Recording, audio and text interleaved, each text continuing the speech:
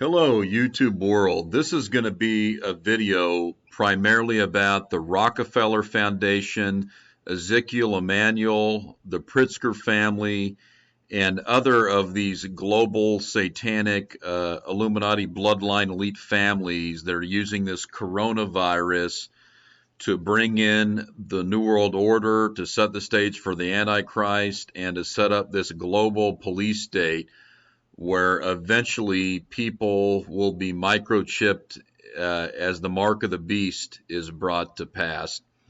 I want to start this video out by playing an interview from Aaron Russo about Nicholas Rockefeller. This interview was by Alex Jones. I'm not a big fan of Alex Jones. He's pretty clearly controlled opposition, but this I'd say was maybe the best interview he ever did. Now, this man, Aaron Russo, he was a filmmaker and a successful businessman. He ran for governor of Nevada as a Republican in 1998 and lost. I think he got like 30% of the vote.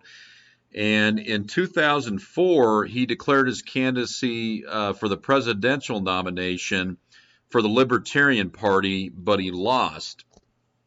What's interesting to note is Aaron Russo, after he did this interview exposing Nicholas Rockefeller and the NWO plans for the Mark of the Beast, he died very shortly after it. I think this interview was in something like 2006, and Aaron Russo died in 2007. So I'm going to go ahead and just play a portion of this interview where he talks about Nicholas Rockefeller and the NWO New World Order endgame plan.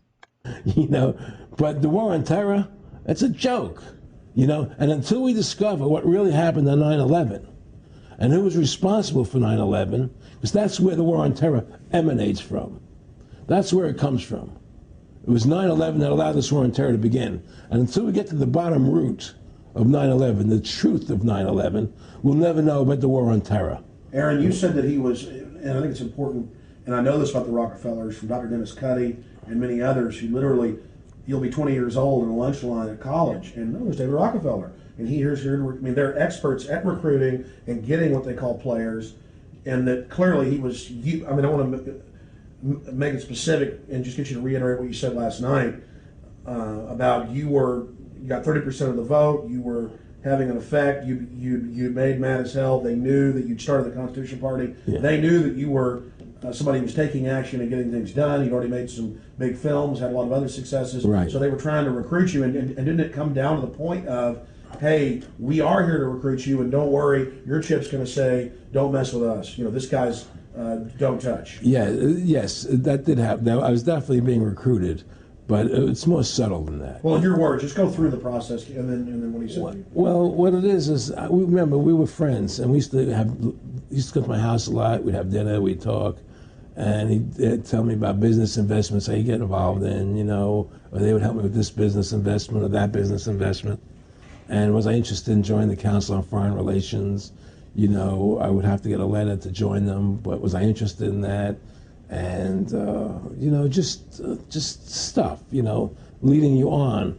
And I used to say to him that I never really did that because that wasn't where I was coming from. As much as I like you, Nick, your ways and my ways, we're on the opposite side of the fence. I don't believe in enslaving people, and he would come back with, oh, I do? Or? Well, it would be more like, It's better for them. Well, it's more like, how do I put it? It was like, what do you care about them? What do you care about those people? What difference does it make to you? Take care of your own life. Do the best you can for you and your family. What do the rest of the people mean to you? They don't mean anything to you. They're just serfs. They're just people. It was just a lack of caring, and that's just not who I was. It was just sort of like cold, it was just like cold, and I used to say to him, what's the point of all this? You have all the money in the world you need. You have all the power you need. What's the point? What's the end goal? And he said the end goal is to get everybody chipped, to control the whole society, to have the bankers, the elite people, the bankers and some governor controlling the world. And I said, all the people in the Council on Foreign Relations believe this way you do? He said, no. Most of them believe they're doing the right thing. A lot of them believe it's better off being socialistic. We have to convince people that socialism is really capitalism. Because America's becoming a socialist country. It's a communist country today. Well, one of the things they told me was... So there you have it. Nicholas Rockefeller told Aaron Russo while he was eating dinner with him that the end game was to microchip every single person, and that a lot of people working at the CFR and other agencies were unaware of the nefarious and evil nature of what this end game really was. This is an absolutely fantastic interview. For time's sake, I can't play all of it, but I really suggest that on your own that you'll get online and watch all of this Aaron Russo interview. And I think he's got a documentary he filmed, Freedom to Fascism. That's excellent. So go ahead and research that when you have some time. So now I want to just look through a few photos, and I want to speak about Ezekiel Emmanuel. And you may recognize him. He gets interviewed on MSNBC all the time. So first and foremost, Ezekiel Emmanuel is the coronavirus advisor to Joe Biden. So he's the primary man that is giving Joe Biden advice and speaking to him about what to do concerning the coronavirus. Ezekiel Emmanuel has been referred to in some circles as Dr. Death. He's very outspoken about euthanasia, eugenics, rationing health care, and so on and so forth. So this first headline here, Obama Ebola czar rips Pence for controlling health officials' statements. Now pay attention to what it says here. Ezekiel Emmanuel, special advisor to the Director General of the World Health Organization. Ezekiel Emmanuel, special advisor to the Director General of the World Health Organization. So here we see Ezekiel Emmanuel, who was Obama's Ebola czar. He was Obama's health advisor. I believe they called him his health czar. That he is a special advisor to the leader of the World Health Organization, the WHO. And as we're going to see, this man has his fingerprints in all kinds of clandestine evil organizations. And this headline, a doctor and medical ethicist argues life after 75 is not worth living. We'll talk more about this. So Ezekiel Emmanuel, he's into euthanasia and eugenics and believes that people should not be allowed to live past the age of 75. Obamacare architect Ezekiel Emmanuel still pushing euthanasia. We're going to get more into this. So it's important to note also that Ezekiel Emmanuel is widely considered the primary architect and designer of the Obamacare health plan when Obama was in office. So here's a clip. This is a video. I think it's from MSNBC. Dr. Ezekiel Emmanuel, states reopening are not being consistent with the president's guidelines. We're going to talk more about his suggestion was that we need to stay closed for 18 months. But take note of this number here, that this interview, this video clip is 2 minutes, 23 seconds long. Think about this. Skull and Bones, the number 322. If you pay attention, you'll see this all the time. 322 backwards is 223. And here we see that 223, 2 minutes, 23 seconds. This is Freemason code, clearly showing you that Ezekiel Emmanuel, it's Freemason code to show that he is involved with the Freemason network. Here we see a simple Google search. Zeke Emmanuel, the Rockefeller Foundation. We're going to see more about how Ezekiel Emmanuel is involved with the Rockefeller Foundation. He's involved with the WHO, the Rockefeller Foundation, and many other organizations. Here we see this photo from MSNBC last week, the Rockefeller Foundation's recommendations for COVID-19. Step 1, 30 million tests per week. The cost of that's $100 billion. Step 2, up to 300,000 people for contact tracing. Step 3, digital data sharing platform. So that's going to be them collecting all kinds of information about you against your will, completely destroying your privacy and your constitutional rights. So before we get into talking about the Rockefeller Foundation, let's just speak a little bit about David Rockefeller, who just recently died. It's been, I don't know, 2-3 years maybe. He was the grandson of John D. Rockefeller, the founder of the Rockefeller Foundation. And you can find a lot of these quotes from his memoirs, his autobiography. Some even believe we are part of a secret cabal working against the best interests of the United States, characterizing my family and me as internationalists and of conspiring with others around the world to build a more integrated global political and economic structure. One world, if you will. If that's the charge, I stand guilty and am proud of it. So he's not hiding anything. He's saying that his family is building a global new world order, and they're proud of it.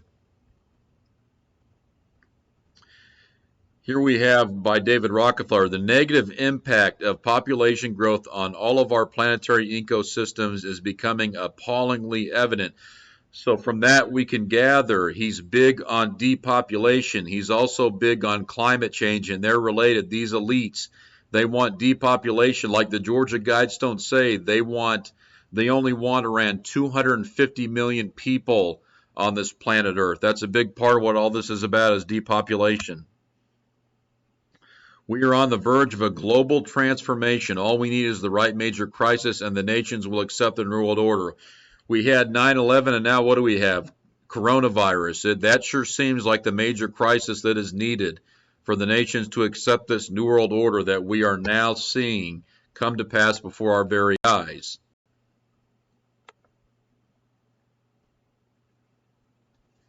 And now I want to play a clip from MSNBC. This is Ezekiel Emmanuel speaking. Food. Realistically, COVID-19 will be here for the next 18 months or more. Notice he says COVID-19 will be here for 18 months, and he talks about needing to shut down for 18 months. Notice that 18 is a 666 number. 6 plus 6 plus 6 equals 18. We will not be able to return to normalcy until we find a vaccine or effective medications. I know that's dreadful news to hear. How are people supposed to find work if this goes on in some form for a year and a half? Is all that economic pain worth trying to stop COVID-19?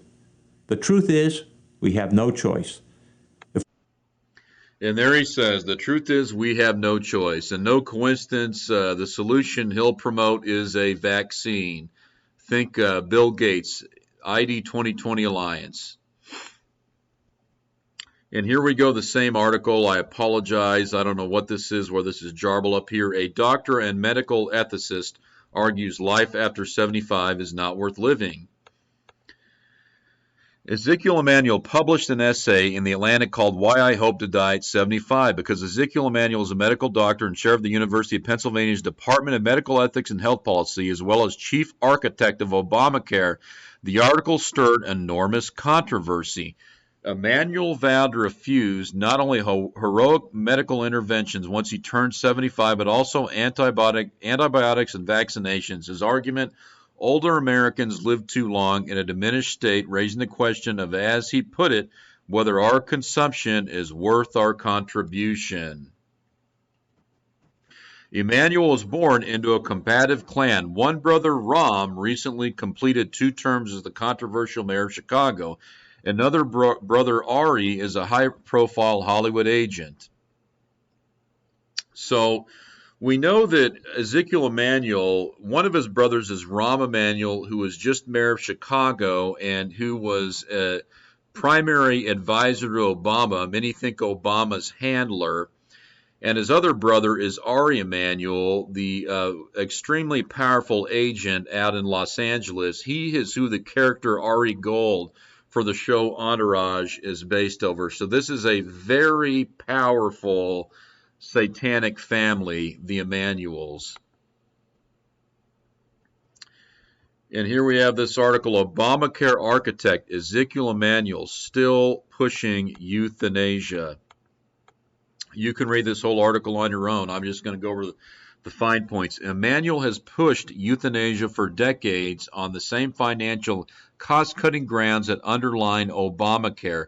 He is obsessed with euthanasia. In 1998, he co-authored a paper titled, "What are the potential cost savings from legalizing physician-assisted suicide?" This year, Emmanuel was the lead author of a study on attitudes and practices of euthanasia and physician-assisted suicide in the United States, Canada, and Europe. Obama's health rationer in chief. So not only is he into euthanasia and eugenics, Ezekiel Emmanuel is also into rationing healthcare, which is what you see in communist societies. Dr. Ezekiel Emmanuel, health advisor to President Barack Obama, is under scrutiny. As a bioethicist, he has written extensively about who should get medical care, who should decide, and whose life is worth saving. Dr. Emmanuel is part of a school of thought that redefines a physician's duty, insisting that it includes working for the greater good of society instead of focusing only on a patient's needs. Many physicians find that view dangerous, and most Americans are likely to agree.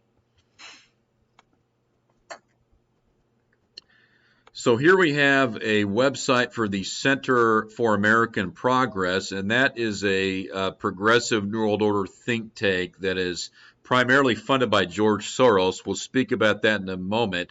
And here we see that Ezekiel Emmanuel is a senior fellow. Ezekiel J. Emmanuel is a senior fellow at American Progress and the vice provost for global initiatives. Notice that global initiatives. And the chair of the Department of Medical Ethics and Health Policy at the University of Pennsylvania. He also is an op-ed contributor to the New York Times. So here we see the Center for American Progress, a little background information on it. And so let's look at this. Center for American Progress, CAP, receives money from multi-billionaire hedge funder manager George Soros through two of his nonprofit groups, the Foundation to Support Open Society and the Open Society Institute. From 2005 to 2010, the two organizations gave the CAP over $5.4 million. So we see Ezekiel Emmanuel is involved. He works for the Center for American Progress with George Soros. He also works for the Rockefeller Foundation. He also is an advisor to the Director General of the WHO, the World Health Organization. He has his fingerprints all over all of these globalist New World Order associations and groups. So I want to play another quick clip from MSNBC of Ezekiel Emmanuel.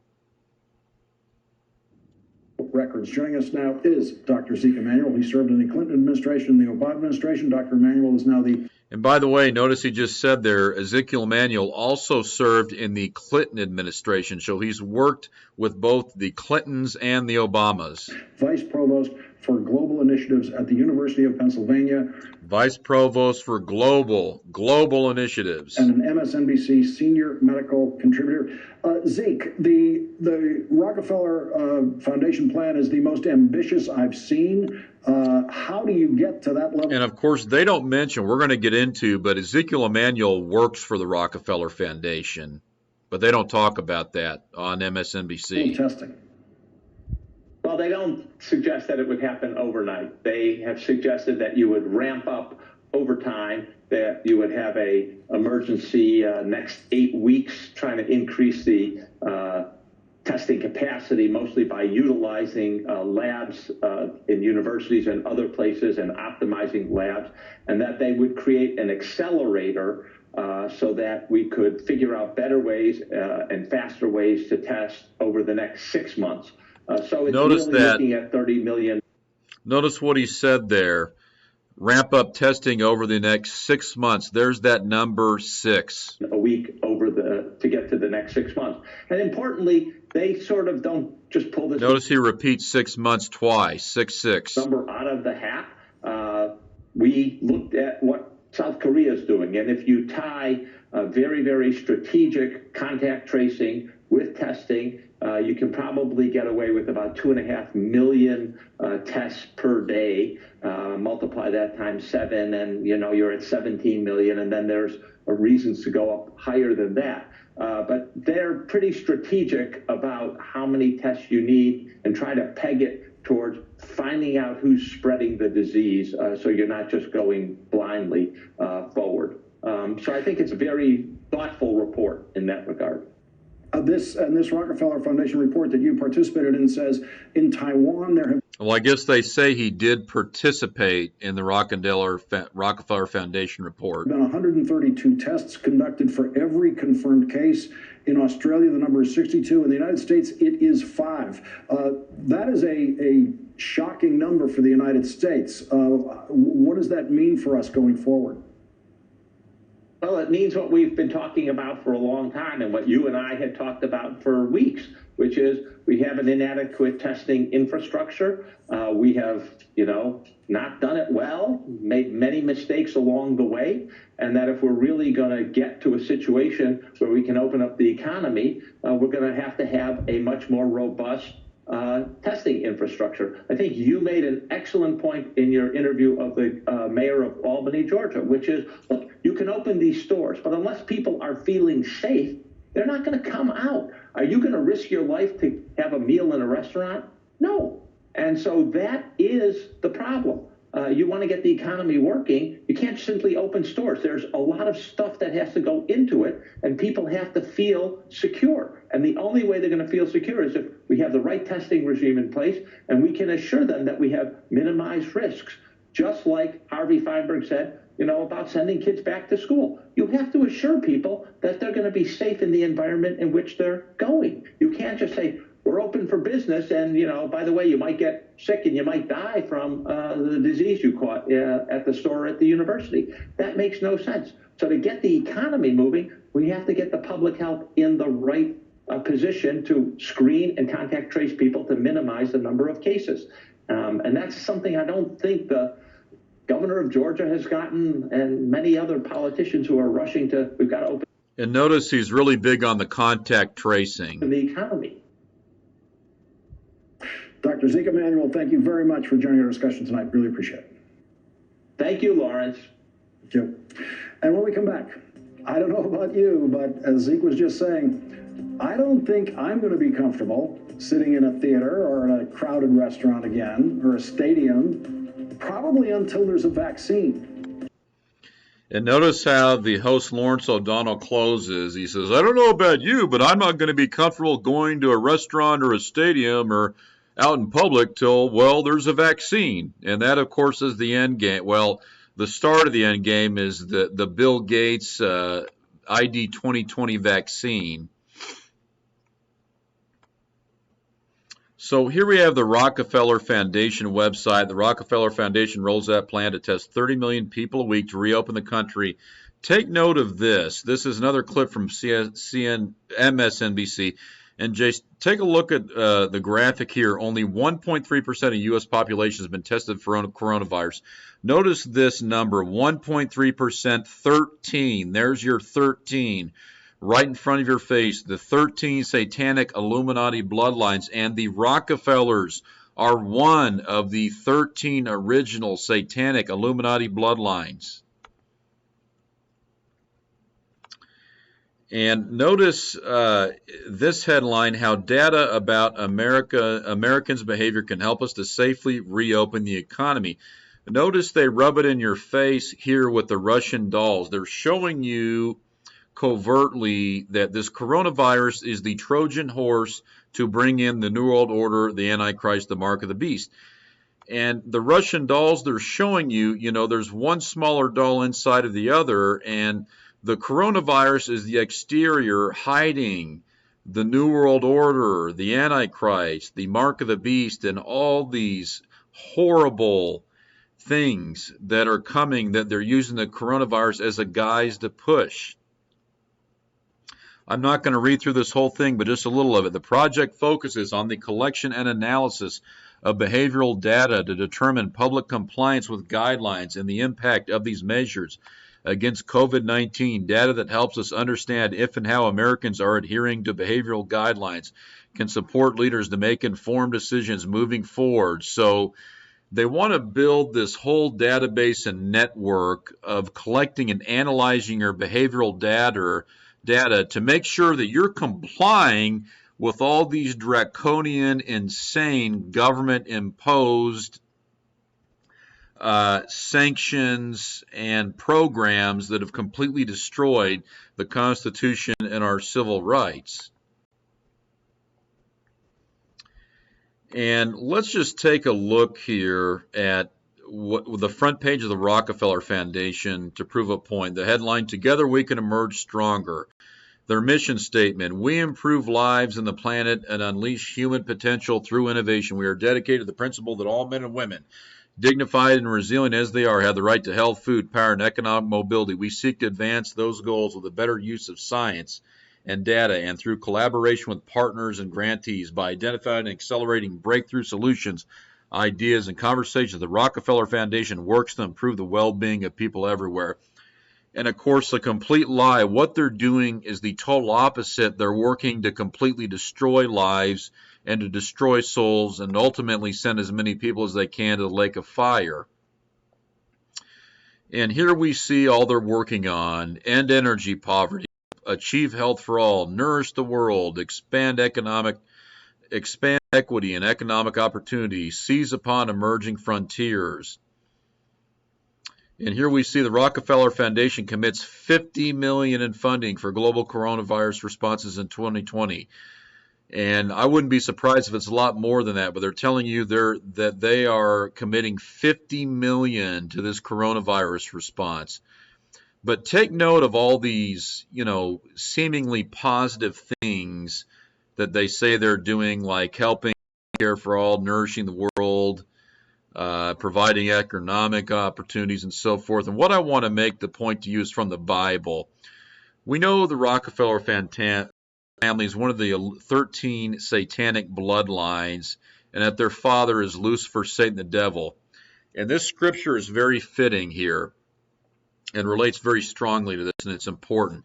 2 Corinthians 11, 14, and 15 are the verses. "And no marvel, for Satan himself is transformed into an angel of light. Therefore it is no great thing if his ministers also be transformed as the ministers of righteousness, whose end shall be according to their works." So the Bible says that Satan himself is transformed into an angel of light. Satan presents himself as an angel of light, and that he is about and promoting good things and wonderful things.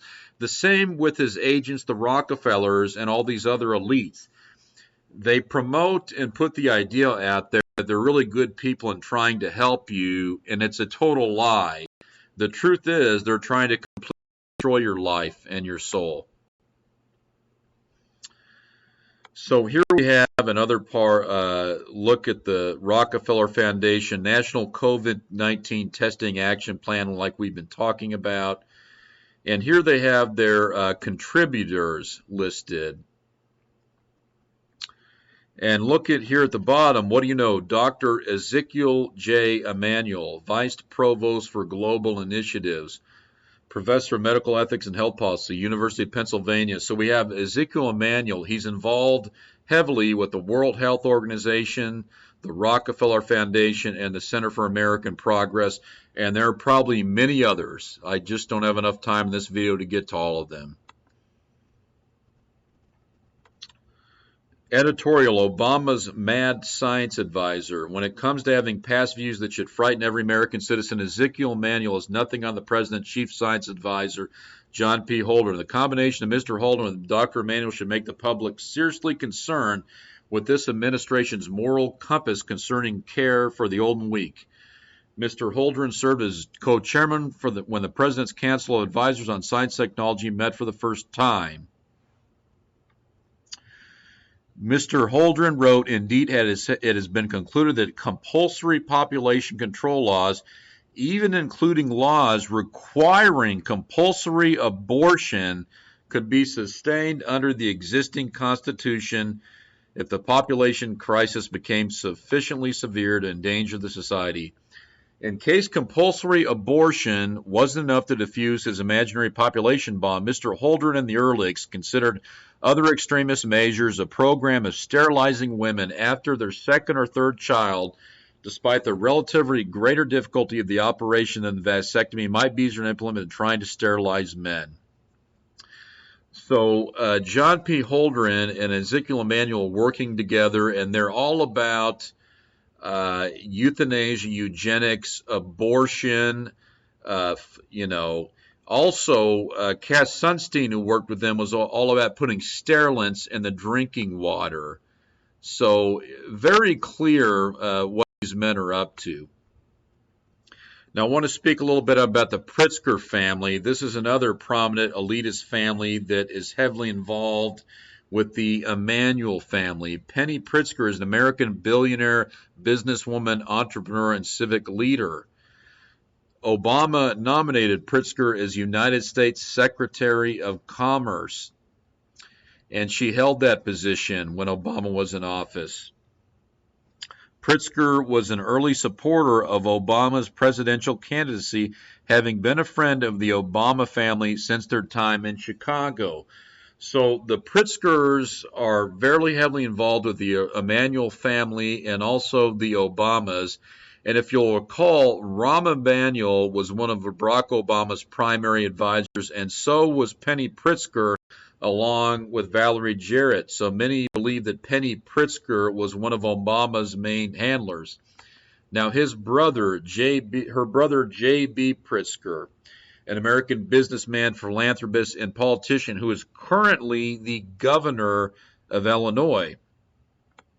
So let's take a look here. J.B. Pritzker, his net worth is $3.4 billion. I wouldn't be surprised if it's much more than that in reality. As governor, he holds more private wealth than any other governor in U.S. history and is the second wealthiest U.S. politician to ever hold office after Michael Bloomberg. In my last video, I talked about how Michael Bloomberg is going to work with Governor Cuomo in New York on this contract tracing program. So you've got some of the wealthiest people in this country are very heavily involved in this COVID-19 and setting up this police state, this New World Order in America. Pritzker was born and raised in Atherton, California, a member of the Pritzker family, a Jewish family prominent in business and philanthropy during the late 20th century.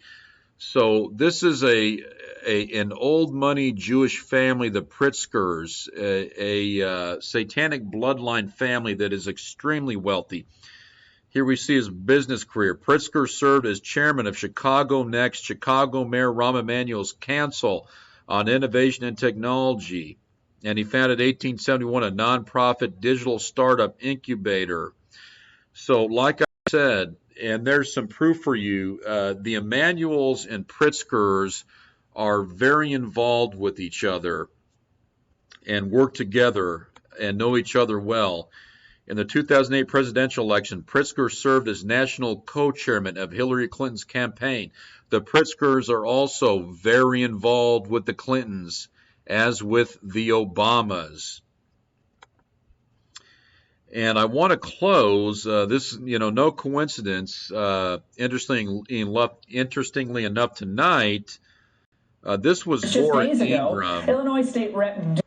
And she had a little clip on J.B. Pritzker this evening. Darren Bailey got a judge to strike down Democrat Governor J.B. Pritzker's draconian stay-at-home order. Representative Bailey joins me now. Representative, the judge in your case called Pritzker's order a civil rights violation. So why did you find this order yourself to be such an egregious abuse of power? Well, thank you very much. And he also referred to our governor as shredding the Constitution. So, and that's what's so frustrating about the state of Illinois. No one's been asking any questions. I asked the question of what the governor's powers were the first day he offered his his pandemic order, the emergency order. I'm a first-term representative, so nobody knew that question. So I began to look, and sure enough, I discovered an article, the Emergency Management Agency Act, that was passed in the late 70s, and it was passed for the express purpose of limiting the governor's powers to 30 days. So here we see the state representative in Illinois saying that legally J.B. Pritzker can only declare emergency for 30 days. Obviously, we're way past that. Everyone, as you spoke, all this began, we were told, given models, we were given ideas, we were given scientific information that millions of people were going to die, and everyone was unsure, so we kind of settled in, and then I realized, okay, the governor's got 30 days to figure something out. Representative Bailey, sorry to interrupt, but I just want people watching right now to understand, you as a first-term representative we're actually doing what you're supposed to do, and actually what some journalists are supposed to do. They're supposed to be digging into this stuff. But you're a first-termer. You're representing your people's interests, all of them, the sick, the people who might be sick, workers, and so forth. And you find out this order only has legitimacy for 30 days, okay?